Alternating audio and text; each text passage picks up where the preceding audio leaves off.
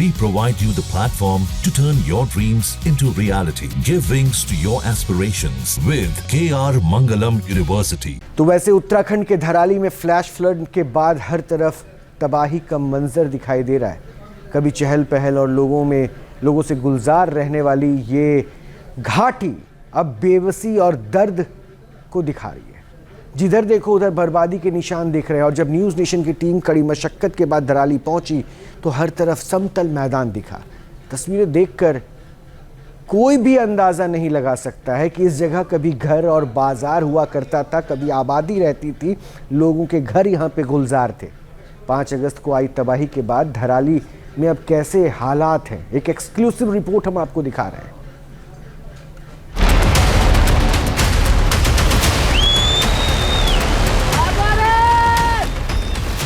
उत्तराखंड के धराली में महज 34 सेकंड में ऐसी तबाही आई कि सब कुछ बर्बाद हो गया।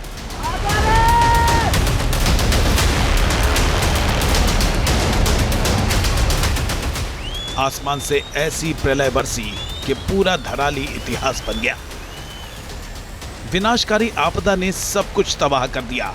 5 अगस्त को फ्लैश फ्लड के साथ आए मलबे ने धराली में इतना कोहराम मचाया कि आज भी हर तरफ बर्बादी के निशान दिखाई दे रहे हैं। चंद सेकंड में ही सैलाब के साथ सब कुछ बह गया।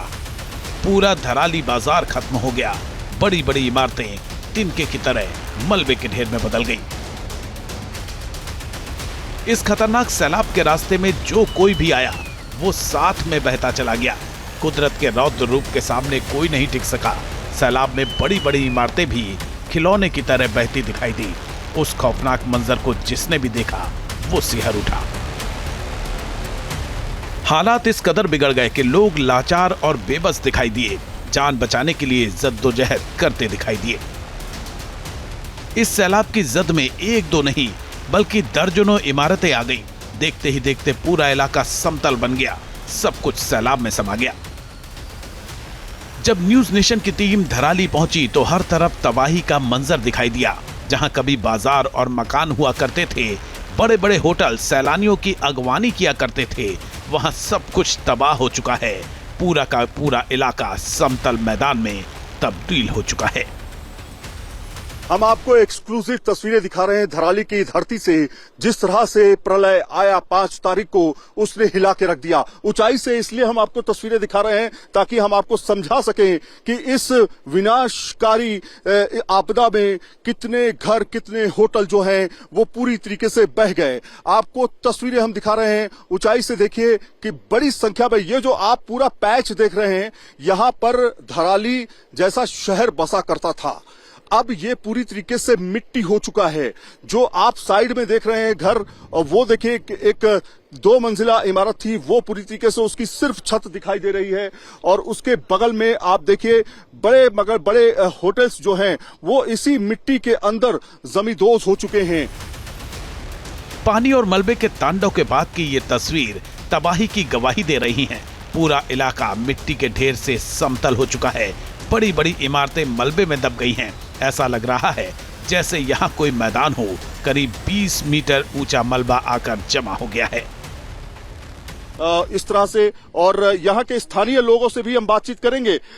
उनसे हम जानने की कोशिश करेंगे कि धराली में आखिर ये विपदा जो आई है यहाँ पर क्या क्या था, वो हम आपको तस्वीरों में दिखाएंगे। तो कुछ लोगों से हम बातचीत करते हैं। यहाँ पर कुछ लोग भी हमारे साथ जुड़ेंगे, उनसे हम बातचीत करेंगे कि आप ये बताइए, आप धराली के ही हैं?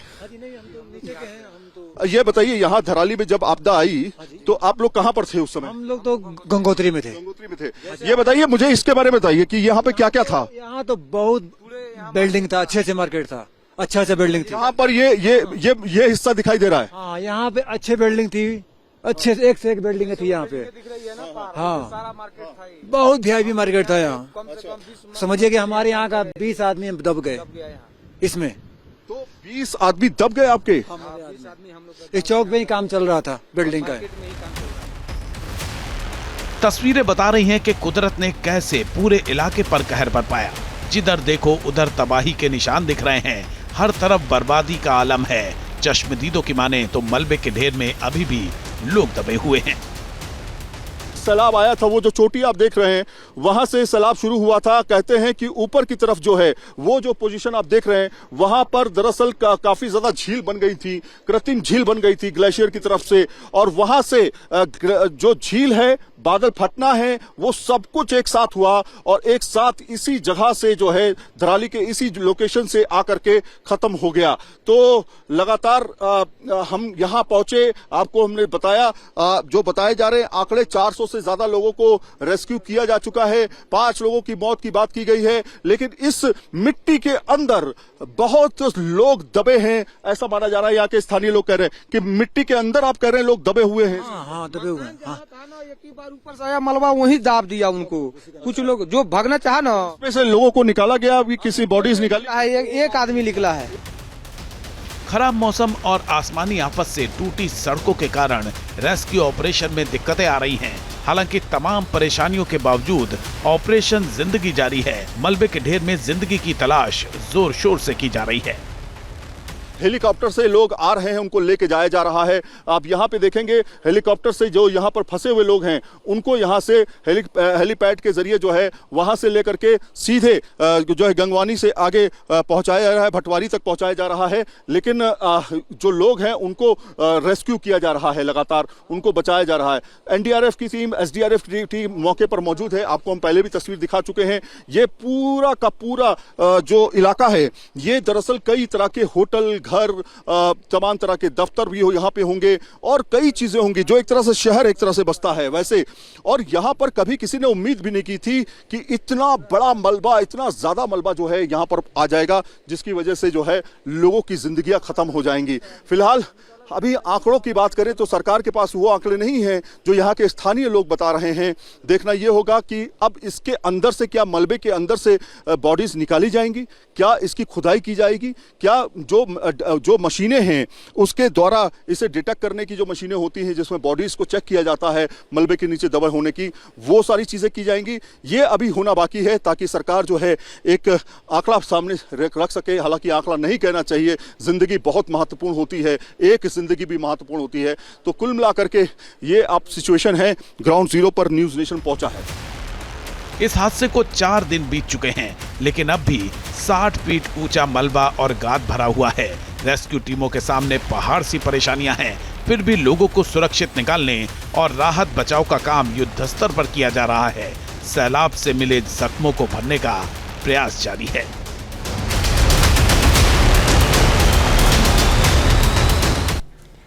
तो धराली पर टूटे तबाही के मलबे ने इस हंसते खेलते इलाके को उजाड़ कर रख दिया। करीब 30 फीट से 60 फीट मलबे में दफन धराली में आज भी रेस्क्यू में अड़चनों का अंबार लगा है। मौके पर अभी तक ना हाईटेक थर्मल सेंसिंग उपकरण पहुंच पाई है, ना ही खुदाई के लिए बड़ी मशीन्स यहां पर पहुंच पाई है। लेकिन इन चुनौतियों के बावजूद भारतीय सेना, एयरफोर्स, आईटीबीपी, एनडीआरएफ, एसडीआरएफ और उत्तराखंड की दूसरी एजेंसीज पूरी ताकत से रेस्क्यू मिशन को अंजाम दे रही है। ये खासियत है।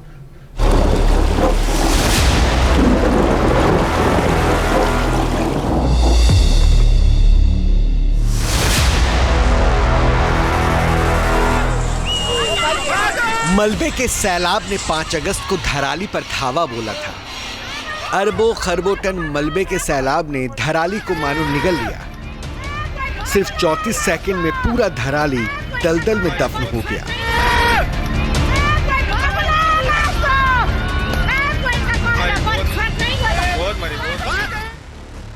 पांच अगस्त को करीब 1:30 बजे उस विपदा से ठीक पहले धराली जैसा था अब वैसा नहीं रहा। सूत्रों के मुताबिक धराली के 80 एकड़ इलाके में मलबा भर गया है। धराली के कई हिस्सों में 30 से 60 फीट तक मलबा पसरा है। 5 अगस्त को धराली ने जो भोगा वो तस्वीरें आज भी देखने वालों में सिहरन पैदा कर देती है। उस सैलाब की दहशत आज भी चश्मदीदों के दिलों में बनी हुई है। अनगिनत सवाल हैं और उजड़ चुकी धराली को लेकर मन में बेहिसाब दर्द। हमारे साथ जो शख्स हैं वो हर्षिल में टीचर हैं, उनको रेस्क्यू करके लाया गया है। वो बता रहे हैं कि जब उन्हें पता लगा कि धराली में एक घटनाक्रम हुआ वो धराली की तरफ गए, लेकिन जैसे ही धराली की तरफ जाते हैं हर्षिल में एक और बादल फटते ही खबर आ जाती है। बहुत असहनीय घटना है सर। इसके बारे में मतलब आज तक जो लोग वहाँ पर जिन्होंने वहाँ पर जीवन लिया है 55-60 साल जिनकी उम्र हो गई, वो बताते हैं कि हमने आज तक जीवन में कभी ऐसी घटना नहीं देखी। ये हमारे जीवन की पहली घटना है और शायद और जो धराली बाजार है मुझे लगता नहीं कि दोबारा कभी उभर पाएगा, पनप पाएगा। आज पूरा वहाँ पर मतलब कब्रिस्तान बन रखा है। इतने लोगों की वहाँ पर मरने के कोई घटना नहीं उभरी। कितने लोग मरे होंगे, मजदूरों को पता नहीं चल पा रहा है कि कौन कहाँ से आए थे और कहाँ गए हैं। धराली पर टूटे तबाही के मलबे ने इस हंसते खेलते इलाके को उजाड़ कर रख दिया है। करीब 30 फीट से 60 फीट मलबे में दफन धराली में आज भी रेस्क्यू में अड़चनों का अंबार लगा है। मौके पर अभी तक ना तो हाईटेक थर्मल सेंसिंग उपकरण पहुंचा, ना खुदाई की बड़ी मशीन्स। लेकिन इन चुनौतियों के बावजूद भारतीय सेना, एयरफोर्स, आईटीबीपी, एनडीआरएफ, एसडीआरएफ और उत्तराखंड की दूसरी एजेंसीज पूरी ताकत से रेस्क्यू मिशन को अंजाम दे रही हैं। उत्तरकाशी में फैले मलबे में उम्मीदें टूट रही है। हादसे के 4 दिन बीतने के बावजूद अब तक फुल स्केल पर रेस्क्यू मिशन शुरू नहीं हो पाया है। इसकी वजह है उत्तरकाशी में रेस्क्यू के लिए जरूरी उपकरणों की कमी।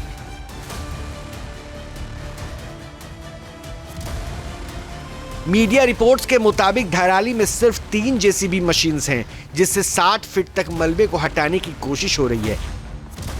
लेकिन धराली में रेस्क्यू मिशन अभी भी अधूरा है।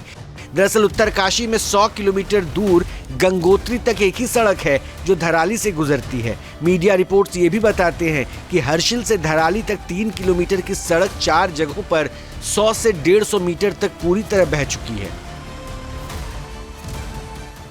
मेरे पीछे जो आप ये देख रहे हैं, ये पुल पूरी तरीके से बह चुका है। ये पुल नहीं कहेंगे, इसको सड़क कहेंगे। सड़क पूरी तरीके से बह चुकी है।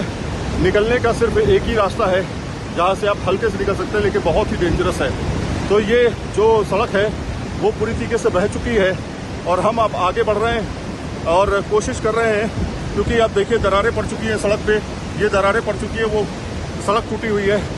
तो अब हम आगे बढ़ रहे हैं। अगर बीआरओ पुल बना भी लेती है, उसके बाद ये वाला पुल आपको बनाना पड़ेगा। ये वाला पुल तब आप हर्षिल पहुँच पाएंगे, वरना नहीं पहुँच पाएंगे। हम लगातार पैदल चल रहे हैं और कोशिश कर रहे हैं कि हर्षिल तक पहुंचकर आपको ग्राउंड रिपोर्ट दिखाएं कि क्या हालात हैं वहां के। बताया ये भी जा रहा है कि भटवाड़ी से हर्षिल तक हुए 3 बड़े लैंडस्लाइड और गंगनानी के आगे नाग मंदिर के पास 30 मीटर का पुल टूट चुका है। इसी रूट से न्यूज नेशन संवाददाता धराली जाने की कोशिश में जुटे हैं, लेकिन उनके सामने चुनौतियों का पहाड़ टूटा है। हर्षिल के आगे आपने एक पड़ाव देखा, अब दूसरा पड़ाव देखिए। लैंडस्लाइड की तबाही वाला मंजर जो आपको मैं अपने मोबाइल के जरिए दिखाने की कोशिश कर रहा हूं। ये देखिए, ये पूरी नदी के सामने का मंजर है। पूरी तरीके से ये क्षतिग्रस्त हो चुका है इलाका और अब ये सेंड बची है। इसी रास्ते से हमको आगे बढ़ना है। हर्षिल अभी 16 किलोमीटर यहाँ से दूर है, तो मुश्किल काफ़ी ज़्यादा है, क्योंकि यहाँ पर भी अब आपको पूरी तरीके से बनाना पड़ेगा रोड, नहीं तो आप पहुँच नहीं पाएंगे हर्षिल। और ये बनाने में लगभग 10 से 15 दिन भी ज़्यादा लग सकते। ये मैं कम कह रहा हूँ, हो सकता है इससे ज़्यादा भी लग जाए। तो न्यूज़ नेशन लगातार पहुँच रहा है आगे। कोशिश है हमारी हर्षिल तक पैदल पहुँचने की और 12 किलोमीटर का सफ़र हमने तय किया है। अब देखते हैं आगे कितना खतरनाक रास्ता हमें मिलता है। अभी देखिए पड़ाव मिल गया हमें, ये इस तरह का पानी मिल गया है और हम कैसे इसको पार करेंगे अभी ये देखते हैं। हादसे के 4 दिन बीत जाने के बावजूद धराली दूसरे इलाकों से बिल्कुल कटा हुआ है। यही वजह है कि धराली में मलबा हटाने और उसके नीचे दबे लोगों की तलाश का काम रफ्तार नहीं पकड़ पा रहा। रेस्क्यू मिशन के लिए जो हाईटेक थर्मल सेंसिंग उपकरण और बड़ी मशीन्स चाहिए, वो सारा सामान 60 किलोमीटर दूर भटवाड़ी में 2 दिनों से अटका है। गुरुवार को एक जनरेटर देहरादून से चिनूक के जरिए हर्षिल पहुंचाया जा सका है। धराली में सेना की 2nd engineering regiment rescue mission में जुटी है। 5 अगस्त को आपदा के 20 मिनट के बाद ही 2nd इंजीनियरिंग रेजिमेंट के जवान धराली पहुंच गए थे। ये सभी तकनीकी विशेषज्ञ हैं, लेकिन बिना मशीन्स के रेस्क्यू का काम रफ्तार नहीं पकड़ पा रहा है। धराली में इस समय 250 से 300 सैन्यकर्मी और दूसरे जवान रेस्क्यू में जुटे हैं, लेकिन इन्हें हाईटेक मशीन्स का इंतजार है और ये इंतजार लंबा हो रहा है, क्योंकि सूत्र ये बता रहे हैं कि धराली से हर्षिल तक करीब 100 लोग लापता हैं, जिनके लिए हर गुजरता दिन किसी इम्तिहान से कम नहीं बीत रहा होगा।